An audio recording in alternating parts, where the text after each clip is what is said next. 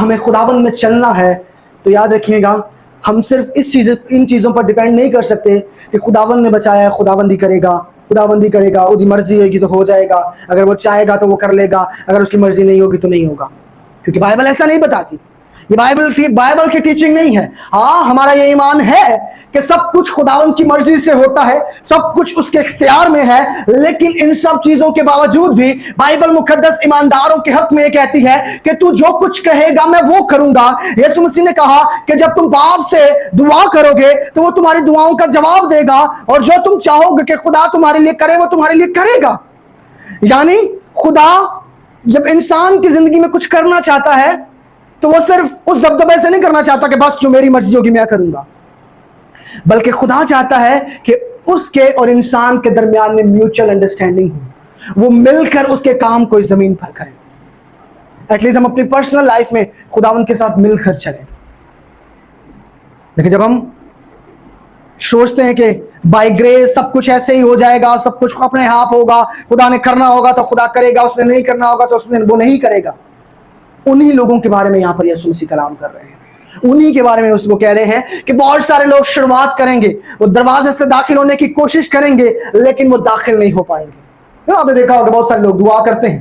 کچھ دن دعا کریں گے، 1 دن 2 دن 4 دن 5 دن دعا کریں گے، 1 ہفتہ بائبل پڑھیں گے، لیکن پھر کیا ہوگا؟ اینمی جب دشمن اسے روکے گا، جب اس کی خواہشات اس کے خلاف کھڑی ہوگی، تب وہ ان کا مقابلہ نہیں کرے گا بلکہ اپنے آپ کو ان خواہشوں کے سرنڈر کر دے گا۔ لیکن بائبل بیان کرتی کہ ابلیس کا مقابلہ کرو تو وہ تم سے بھاگ جائے گا۔ آمین، وہ ہم سے بھاگ جائے گا، لیکن تب بھاگے گا جب ہمارے اندر یہ ول ہوگی، ہمارے اندر یہ خواہش ہوگی کہ ہم نے دشمن کا مقابلہ کرنا ہے اور اس کو اپنی زندگی پر غالب نہیں آنے دینا۔ بہت سارے لوگ ایکسپٹ کر لیتے ہیں، ان کو لگتا ہے جو ہو رہا ہے اب اسے کوئی بدل نہیں سکتا ہے،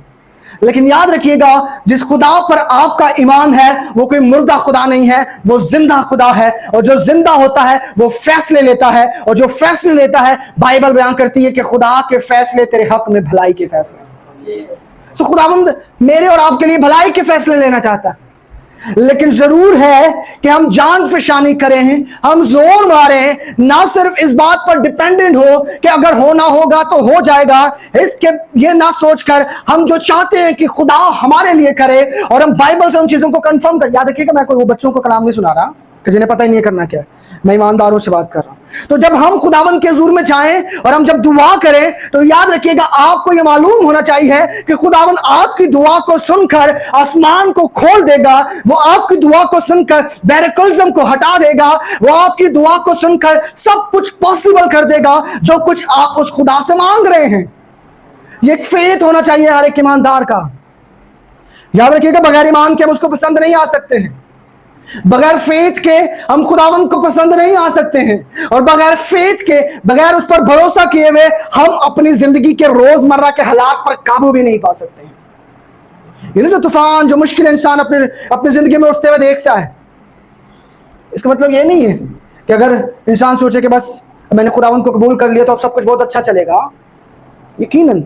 انسان کی زندگی میں چیلنجز آتے ہیں، خداوند بہت کچھ انسان کو سکھانا چاہتا ہے۔ یاد رکھیے گا انسان کے زندگی کے روز کے حالات اسے ٹیچنگ دے کر جاتے ہیں، اسے خدا سے جوڑ کر جاتے ہیں، اگر وہ بندہ خداوند پر آنکھیں لگا کر دیکھنے والا ہوگا تو۔